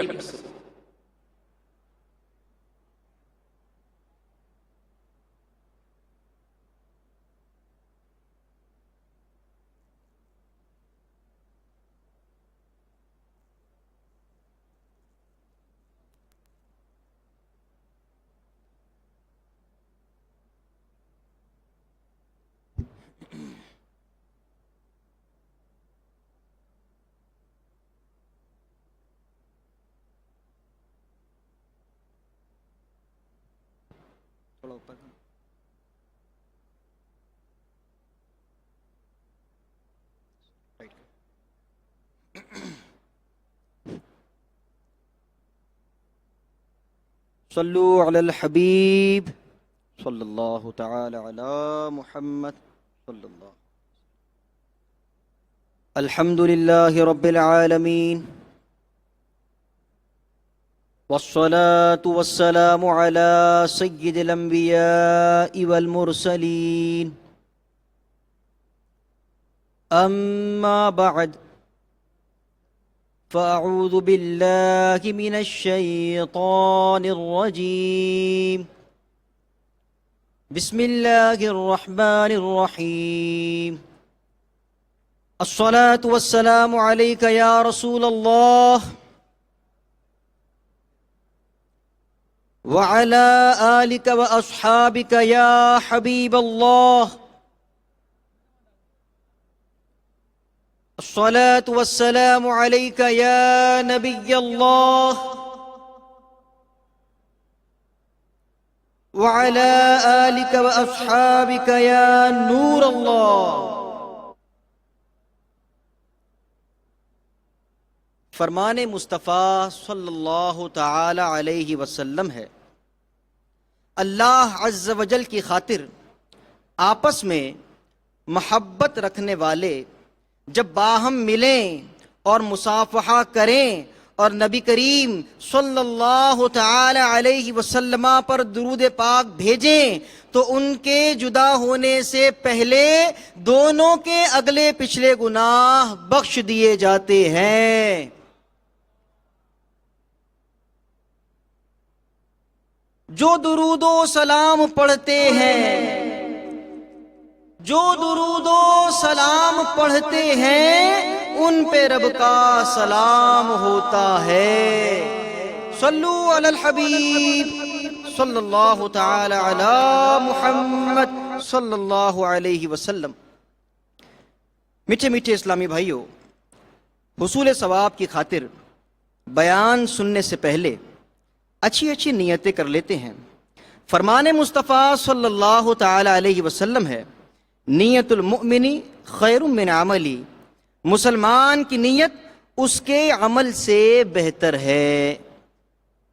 دور دراز سے میرے آئے ہوئے میٹھے میٹھے اسلامی بھائی اور مدنی چینل پر سننے والے ناظرین، یہ دو مدنی پھول کو ذہن میں رکھیں۔ نمبر ایک، بغیر اچھی نیت کے کسی بھی عمل خیر کا ثواب نہیں ملتا۔ مثلاً آپ کے پاس کوئی آیا قرض مانگنے کے لیے کہ بھائی مجھے قرض پر کچھ رقم دے دیجئے بطور قرض، اور آپ کسی کام میں مصروف تھے اور وہ بار بار قرض کا تقاضا کر رہا ہے کہ بھائی مجھے کچھ بطور قرض رقم دے دیجئے، قرض حسنہ کے طور پہ، آپ غصے میں آئے اور آپ نے کہا کہ اے بھائی یار ان کا منہ بند کرو اور ان کو ذرا دے دو رقم، یار ان کو جلدی یہاں سے روانہ کرو۔ اب دیکھیے، آپ نے پیسے تو دیے، آپ نے ان کی مدد تو کی، لیکن آپ نے اچھی نیت کے ساتھ نہیں کی۔ یدی اگر آپ یہی کام اچھی نیت کے ساتھ کرتے، جیسا کہ ہم نے ابھی مدنی پھول سنا کہ بغیر اچھی نیت کے کسی بھی عمل خیر کا ثواب نہیں ملتا، اسی کام کو یدی اگر آپ اچھی نیت کے ساتھ کرتے کہ یار اللہ کی رضا کے لیے ایک مسلمان کی مدد کی خاطر میں اسے قرض حسنہ دے رہا ہوں، یدی اگر آپ یہ اچھی نیت فرما لیتے تو آپ کو اس عمل کا ثواب ضرور ملتا، لیکن آپ نے اسے دور کرنے کے لیے، اسے بھگانے کے لیے، آپ نے اسے وقتی طور پر اپنے پاس سے دور ہو جانے کے لیے کہا بھائی اسے جلدی دے دو، یہ جلدی چلا جائے۔ آپ نے مدد تو کر دی لیکن ثواب کے مستحق نہ ہوئے۔ مدنی پھول نمبر 2، جتنی اچھی نیتیں زیادہ اتنا زیادہ ثواب بھی ملے گا۔ مثلا اسی عمل کو کرتے ہوئے یدی اگر آپ کچھ اچھی اچھی نیتیں زیادہ فرما لیتے کہ مسلمان کی دلجوئی کے لیے میں اسے رقم دے رہا ہوں، اللہ کی رضا کے لیے رقم دے رہا ہوں، مسلمان کی پریشانی کو دور کرنے کے لیے رقم دے رہا ہوں، وغیرہ وغیرہ، اس طرح کی اگر آپ جتنی زیادہ سے زیادہ اچھی نیتیں کرتے چلے جائیں گے انشاءاللہ عز وجل آپ کا ثواب بھی بڑھتا چلا جائے گا۔ میٹھے میٹھے اسلامی بھائیوں، بیان سننا اور سنانا یہ بھی عمل خیر ہے۔ آئیے کچھ اس سے پہلے اچھی اچھی نیتیں کر لیتے ہیں۔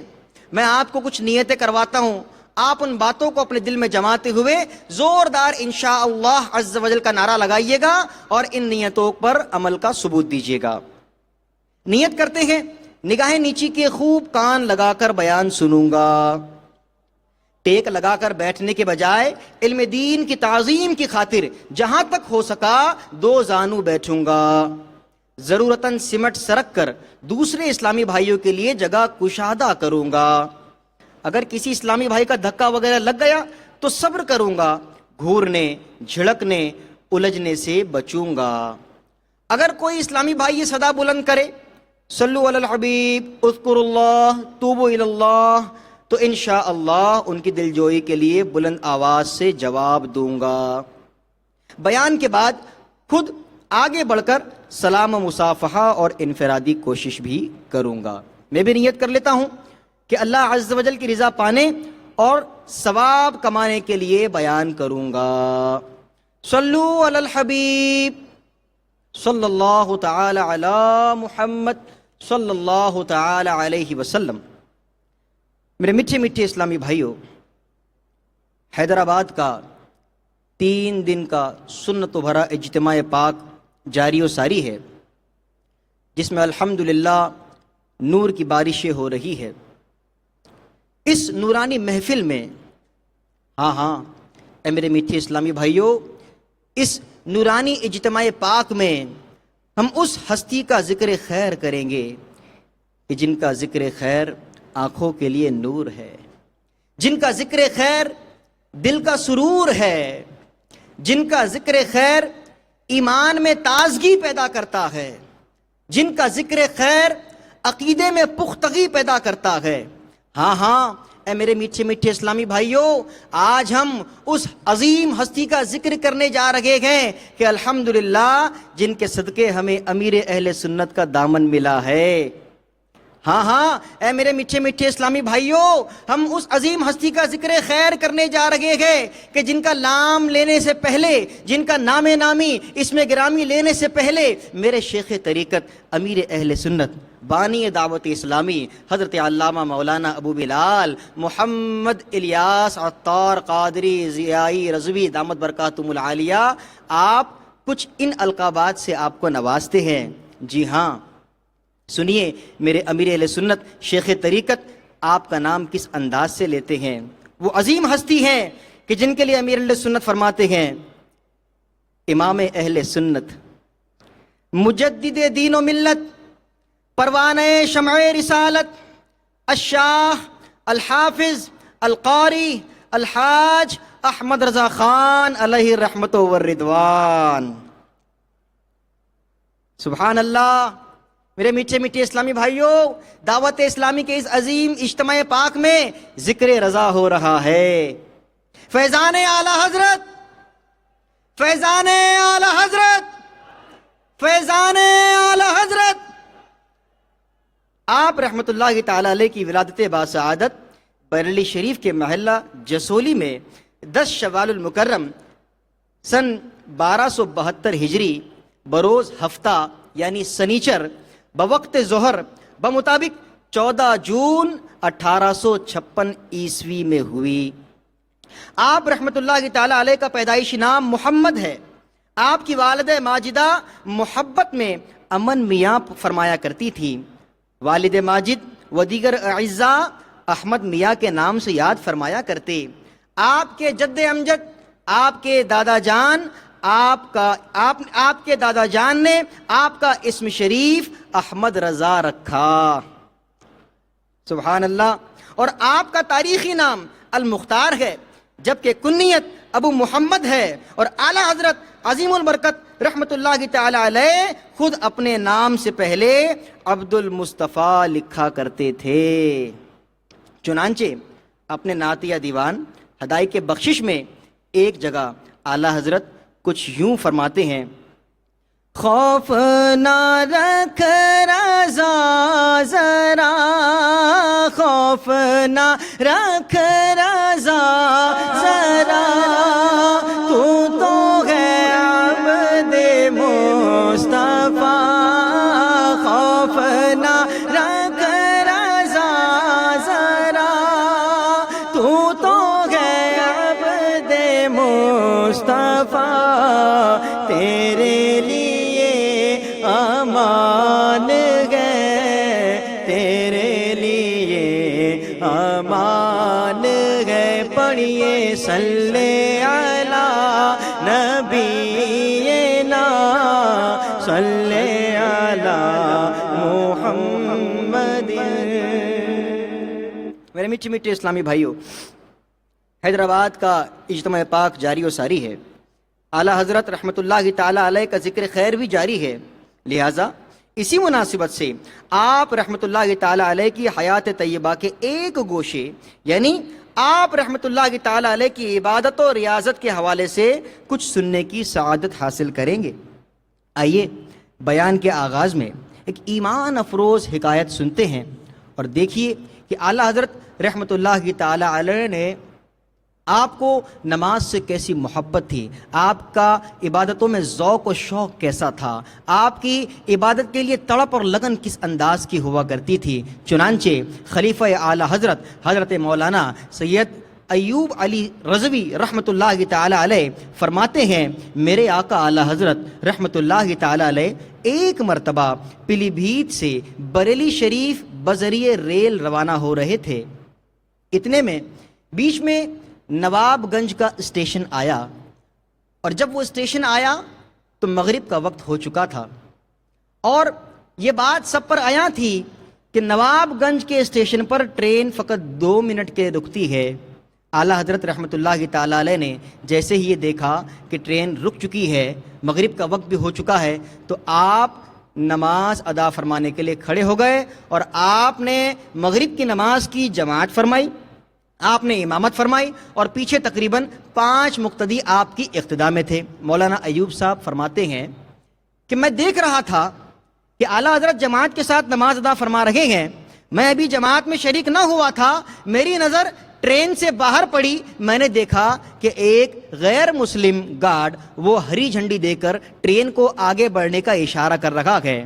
میں نے سوچا اب تو ٹرین آگے بڑھ جائے گی، میں نے کھڑکی میں سے جھانکا، میں نے دیکھا کہ آگے لائن بھی کلیئر ہے، کوئی دشواری نہیں ہے، ٹرین آگے بڑھ جائے گی، لیکن ٹرین آگے نہ بڑھی، میں یہ دیکھ کر حیران تھا کہ جس نواب گنج کے اسٹیشن پر ٹرین فقط 2 منٹ رکا کرتی ہے، کس طریقے سے ٹرین اتنی دیر رک رہی ہے۔ اعلیٰ حضرت رحمت اللہ تعالی علیہ مغرب کی نماز باجماعت ادا فرما رہے گئے، امامت فرما رہے گئے، سکون و اطمینان کے ساتھ آپ تمام ارکان کو ادا فرما رہے گئے۔ اعلیٰ حضرت رحمت اللہ تعالی علیہ نے پوری نماز مکمل فرمائی اور آپ نے جیسے ہی سلام پھیرا گاڑی چلنا شروع ہو گئی۔ سبحان اللہ، جیسے ہی سلام پھیرا گاڑی چلنا شروع ہو گئی۔ پیچھے جتنے مقتدی تھے تمام نے سلام پھیر کر سبحان اللہ کی صداؤں کو بلند کیا۔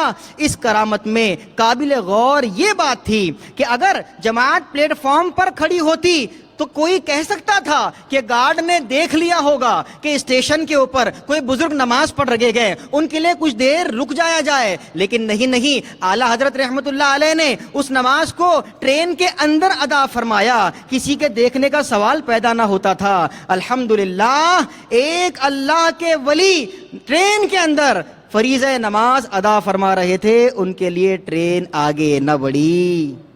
اور ٹرین کیوں نہ رکتی کہ جو اللہ عز و جل کی اطاعت میں لگ جاتا ہے خلق خدا اس کے تابع ہو جاتی ہے۔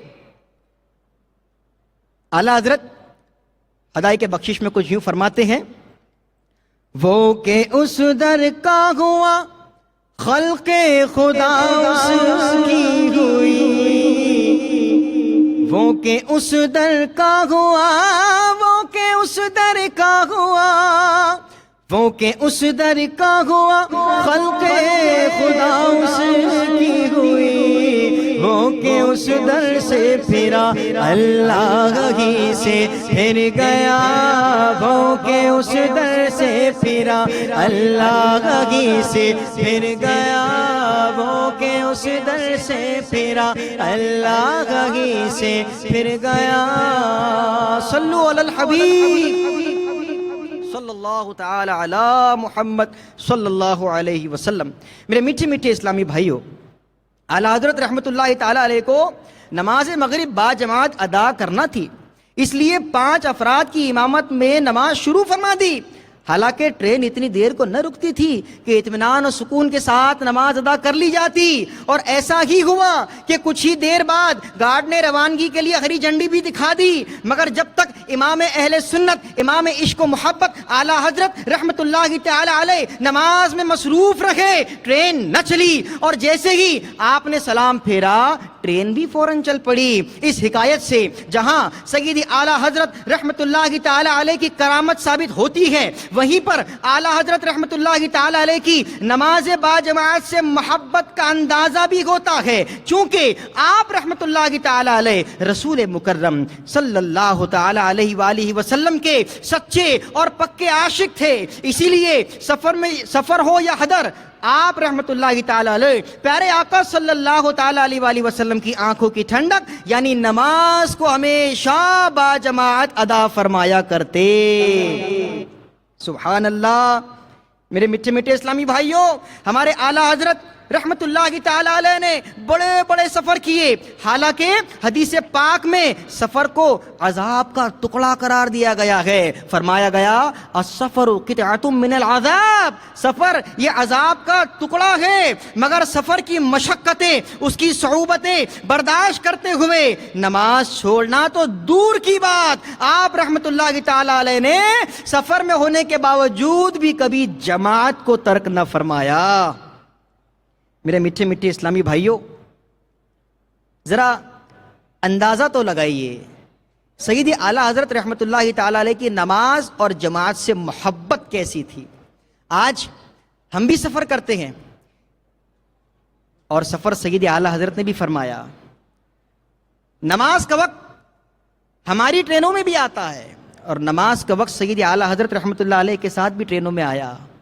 لیکن میرے میٹھے میٹھے اسلامی بھائیوں، میں پوچھنا یہ چاہتا ہوں کہ سیدی اعلیٰ حضرت رحمت اللہ تعالی علیہ کو جماعت کے ساتھ نماز پڑھنے کی ایسی تڑپ، ایسی کڑن، ایسی لگن کہ آپ سفر میں ہو یا حضر میں آپ نے کبھی جماعت کو ترک نہ فرمایا۔ اے میرے میٹھے اسلامی بھائیوں، کیا ہم جب بھی اپنے سفر پر نکلتے ہیں تو کیا نماز کی جماعت کا اہتمام کرتے ہیں؟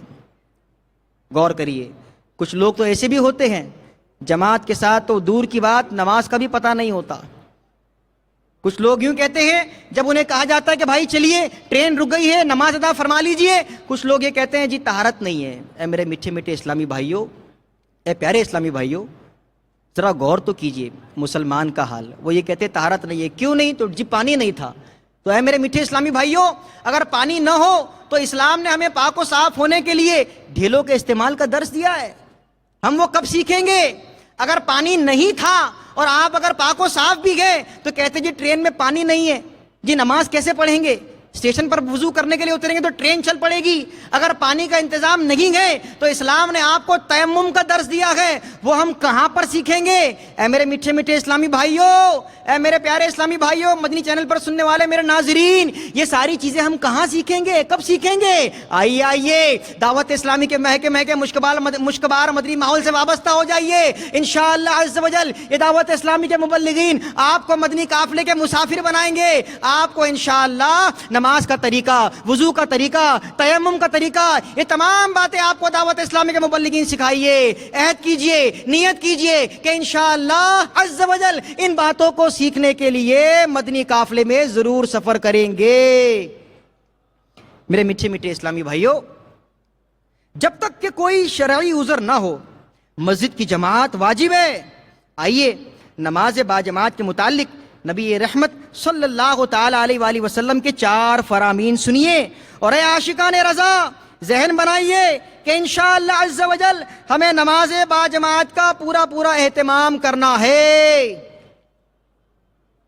سرکار والا تبار ہم بے کسوں کے مددگار، شفیع روز شمار، دو عالم کے مالک و مختار، حبیب پروردگار صلی اللہ علیہ وسلم نے فرمایا باجماعت نماز ادا کرنا تنہا نماز پڑھنے سے 27 درجے افضل ہے. شہنشاہ مدینہ صلی اللہ تعالی علیہ وآلہ وسلم نے فرمایا جس نے کامل وضو کیا اور کسی فرض نماز کی ادائیگی کے لیے چلا اور نماز باجماعت ادا کی تو اس کے گناہ معاف کر دیے جاتے ہیں. سبحان اللہ. نور کے پیکر، تمام نبیوں کے سرور، دو جہاں کے تاجور، سلطان بحر و بر صلی اللہ تعالی علیہ وآلہ وسلم نے فرمایا اللہ عز و جل باجماعت نماز پڑھنے والوں سے خوش ہوتا ہے. سبحان اللہ.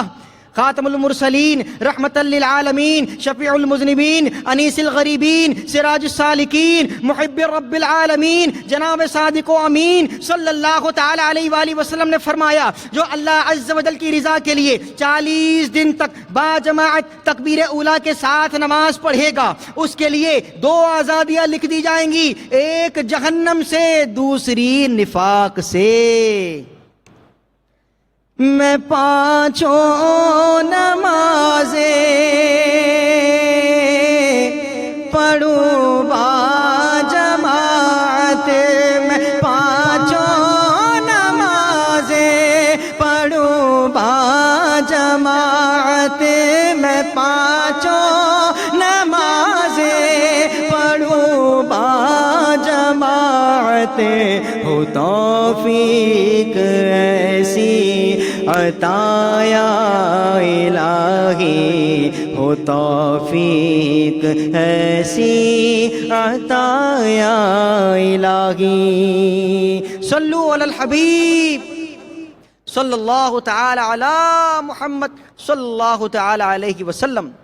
حضرت شیخ عامر عبداللہ رحمت اللہ تعالی علیہ آپ فرماتے ہیں کہ نماز اس انداز میں ادا کرو، نماز اس انداز سے ادا کرو کہ کوئی غیر نمازی، کوئی بے نمازی تمہیں دیکھے تو اس کے دل میں نماز پڑھنے کا شوق پیدا ہو جائے. اے میرے میٹھے میٹھے اسلامی بھائیوں اور مجھے مدنی چینل پر سننے والے ناظرین، آئیے اعلیٰ حضرت رحمت اللہ علیہ کا ذکر خیر ہو رہا ہے، ذرا معلوم تو کیجئے میرے آقا اعلیٰ حضرت کا نماز پڑھنے کا انداز کیسا نرالا تھا. سبحان اللہ. ایک مرتبہ میرے سیدی اعلیٰ حضرت رحمت اللہ تعالی علیہ آپ سفر پر روانہ ہوئے، بیچ میں نماز کا وقت ہوا، سیدی اعلیٰ حضرت رحمت اللہ تعالی علیہ نماز ادا فرمانے کے لیے اترے. آپ رحمت اللہ تعالی علیہ نے مکمل نماز ادا فرمائی. دور سے ایک شخص آپ رحمت اللہ تعالی علیہ کو دیکھ رہا تھا. جب آپ رحمت اللہ علیہ نماز سے فارغ ہو گئے تو وہ شخص قریب آیا اور کہنے لگا بابا جان یہ آپ لوگ کون سی ورزش کر رہے تھے، یہ آپ لوگ کیا کر رہے تھے؟ اعلیٰ حضرت رحمت اللہ تعالی علیہ نے بڑی نرمی سے بڑے شفقت سے اسے جواب ارشاد فرمایا کہ بھائی یہ ہم نماز ادا کر رہے تھے، اور یہ نماز اللہ کی جانب سے ہم پر فرض ہے، ہم اسے ورزش کی نیت سے نہیں، ہم اسے اللہ کی عبادت کی نیت سے ادا کر رہے تھے۔ اس نے کہا یہ نماز ہے؟ اگر یہ نماز ہے تو میں پچھلے 10 برسوں سے برطانیہ میں تھا اور میں کسی ایسی ورزش کی تلاش میں تھا کہ اگر بندہ کوئی ایسی ورزش کرے کہ جس کی بدولت وہ ہر بیماریوں سے بچ جائے، تو میں نے آپ کو جو کرتا ہوا دیکھا، میں اسی نتیجے پر برطانیہ میں پہنچا تھا کہ بندہ اگر دن میں اس طرح کی ورزش 4-5 مرتبہ کر لے تو وہ بیماریوں سے بچ جائے گا۔ اگر آپ کے اسلام میں اسی کو نماز کہا جاتا ہے تو مجھے ابھی اور اسی وقت کلمہ پڑھائیے، مسلمان بنائیے۔ سیدی اعلیٰ حضرت رحمت اللہ تعالی علیہ کی اس نماز کو دیکھ کر اس نے وہیں پر کلمہ پڑھا اور دائرہ اسلام میں داخل ہو گیا۔ میرے میٹھے میٹھے اسلامی بھائیوں، میں یہ پوچھنا چاہتا ہوں کہ آج ہم غلامان اعلیٰ حضرت اپنے آپ کو کہتے ہیں، لیکن اس کا ثبوت کہاں دیتے ہیں؟ اعلیٰ حضرت رحمت اللہ تعالی علیہ نے تو ویسی ہی نماز ادا فرمائی جیسی نماز پڑھنے کا آقا علیہ الصلوۃ والسلام نے حکم ارشاد فرمایا، اور فرمایا تھا کہ صلو کما رأیتمونی اصلی، تم اسی طرح نماز پڑھو جس طرح مجھے نماز پڑھتا ہوا دیکھتے ہو۔ اعلیٰ حضرت نے تو ویسی نماز ادا فرمائی اور اعلیٰ حضرت کو دیکھ کر لوگ دائرہ اسلام میں داخل ہوتے رہے، لیکن ہماری نمازوں کا حالم کیا ہے؟ ہماری نمازوں کی حالت کیا ہے؟ آج ہم اگر نماز پڑھتے بھی گئے تو ہمیں پتہ نہیں ہے کہ نماز میں فرائض کتنے ہیں۔ آج اگر ہم نماز پڑھتے بھی گئے تو ہمیں پتہ نہیں ہے نماز کے واجبات کیا ہے۔ آج اگر ہم نماز پڑھتے بھی گئے تو ہمیں پتہ نہیں ہے کہ نماز کے شرائط کتنے ہیں۔ آج اگر ہم نماز پڑھتے بھی گئے ہمیں پتہ نہیں ہے نماز میں سنتیں کتنی ہیں۔ آج اگر ہم نماز پڑھتے بھی گئے تو ہمیں نماز پڑھنے کا صحیح انداز نہیں آتا ہے۔ اے میرے میٹھے میٹھے اسلامی بھائیوں، یاد رکھے وہ نمازیں جس کے اندر کبھی رکوع درست نہ ہو، جس میں کبھی سجدے درست نہ ہو، جس میں کبھی قیام درست نہ ہو، ایسی نماز قبول نہیں کی جاتی۔ اے میرے میٹھے میٹھے اسلامی بھائیوں، اے دعوت اسلامی کے اس عظیم الشان 3 روزہ سنتوں برے اجتماع میں تشریف لانے میرے اسلامی بھائیوں، آئیے آج آپ کو یہ دعوت فکر دی جاتی ہے، آئیے آج آپ کو یہ دعوت دی جا رہی ہے۔ اگر آپ کو نمازیں اب تک صحیح پڑھنے نہیں آئی تھی، آ جائیے اس مدنی ماحول سے وابستہ ہو جائیے، آ جائیے اس محکمہ کے مشکبار مدنی ماحول سے وابستہ ہو جائیے۔ انشاءاللہ عز و جل اسی ماحول نے ادنا کو اعلیٰ کر دیا۔ دیکھو اسی ماحول نے ادنا کو اعلیٰ کر دیا۔ دیکھو اندھیرا تھا اندھیرا تھا اندھیرا تھا، اجالا ہی اجالا کر دیا۔ دیکھو آج یہ دعوت اسلامی کی تو برکت ہے، یہ فیضان اعلیٰ حضرت بذریعہ امیر اہل سنت ہے۔ یہ فیضان اعلیٰ حضرت بذریعہ امیر اہل سنت ہے کہ آج الحمدللہ اس پرفتن دور میں جو لوگ اپنے سر پر ٹوپی رکھنے میں شرم محسوس کرتے ہیں، یہ میرے سامنے لاکھوں کا ٹھاٹے مارتا ہوا سمندر ہے۔ الحمدللہ ایک اکثریت ہے جو اپنے سروں پر امام شریف کا تاج سجائے بیٹھی ہے۔ صلو علی الحبیب صلی اللہ تعالی علی محمد صلی اللہ تعالی علیہ وسلم۔ میرے میٹھے میٹھے اسلامی بھائیوں اور مجھے مدنی چینل پر سننے والے میرے ناظرین، ذکر اعلیٰ حضرت ہے، اعلیٰ حضرت کی عبادت و ریاضت کا ذکر چل رہا ہے۔ ہمیں اس بیان سے کچھ مدنی پھول چننے ہیں اور کچھ نہ کچھ اس بیان سے لے کر اٹھنا ہے۔ اعلیٰ حضرت کی سچی محبت، عشق رسول، نماز کا انداز، نماز سے محبت، نماز کی پابندی، جماعت کی پابندی کا ذہن بنا کر انشاءاللہ اٹھنا ہے۔ میرے میٹھے میٹھے اسلامی بھائیوں، اعلیٰ حضرت رحمت اللہ تعالی علیہ 52 برس کی عمر میں جب دوسری مرتبہ سفر حج کے لیے روانہ ہوئے، مناسک کے حج ادا کرنے کے بعد آپ رحمت اللہ تعالی علیہ ایسے علیل یعنی بیمار ہوئے کہ 2 ماہ سے زیادہ صاحب فراش رہے۔ جب کچھ روبہ صحت ہوئے تو زیارت روضہ انور صلی اللہ تعالی علیہ وآلہ وسلم کے لیے کمر بستہ ہوئے اور جدہ شریف سے ہوتے ہوئے بذریعہ کشتی 3 دن کے بعد رابغ پہنچے اور وہاں سے مدینۃ الرسول کے لیے اونٹ کی سواری کی۔ اسی راستے میں جب بیر شیخ پہنچے تو منزل قریب تھی، لیکن فجر کا وقت تھوڑا سا رہ گیا تھا۔ اونٹ والوں نے منزل ہی پر اونٹ روکنے کی ٹھانی، لیکن تب تک نماز فجر کا وقت نہ رہتا۔ سیدی اعلیٰ حضرت امام اہل سنت رحمت اللہ تعالی علیہ فرماتے ہیں، یہ صورتحال دیکھ کر میں اور میرے رفقا یعنی ساتھی اتر پڑے، قافلہ چلا گیا۔ کرمچ کا یعنی مخصوص ٹاٹ کا بنا ہوا ڈول پاس تھا، رسی نہیں تھی اور کنواں گہرا تھا۔ امام باندھ کر پانی بھرا اور وضو کیا۔ بحمدہ تعالی نماز تو مکمل ہو گئی، بحمدہ تعالی نماز تو مکمل ہو گئی۔ اب یہ فکر لاحق ہوئی کہ اتنے طویل مرض سے افاقے کے بعد ضعف شدید یعنی کمزوری بہت ہے، اتنے میل پیادہ یعنی پیدل کیسے چل سکیں گے؟ منہ پھیر کر دیکھا تو ایک جمال یعنی اونٹ والا محض اجنبی اپنا اونٹ لیے میرے انتظار میں کھڑا ہے، حمد الہی عز و جل بجا لایا اور اس پر سوار ہوا۔ اس سے لوگوں نے پوچھا کہ تم یہ اونٹ کیسے لائے ہو؟ کہا ہمیں شیخ حسین نے تاکید کر دی تھی، یعنی اس علاقے کے بادشاہ شیخ حسین نے تاکید کر دی تھی کہ شیخ اعلیٰ حضرت رحمت اللہ علیہ کی خدمت میں کمی نہ کرنا۔ اعلیٰ حضرت رحمت اللہ تعالی علیہ فرماتے ہیں، ابھی کچھ دور ہی چلے تھے کہ مجھے میرا جمال نظر آ گیا، یعنی وہی اونٹ والا جس پر میں آیا تھا وہ مجھے نظر آ گیا۔ اس سے پوچھا کہ تم یہاں کیسے آئے؟ تو اس نے کہا جب قافلے کے جمال نہ ٹھہرے میں نے کہا کہ شیخ کو تکلیف نہ ہوگی، اس لیے میں نے قافلے سے اپنے اونٹ کو کھول کر آپ کے لیے لے آیا۔ یہ سب میری سرکار کرم کی وصیتیں تھیں صلی اللہ تعالی علیہ وآلہ وسلم، ورنہ کہاں یہ فقیر اور کہاں سردار رابغ شیخ حسین جن سے جان نہ پہچان، اور کہاں وہ وحشی مزاج کے جمال یعنی اونٹ والے اور ان کی یہ خارق العادت روشیں یعنی خلاف معمول طرز عمل۔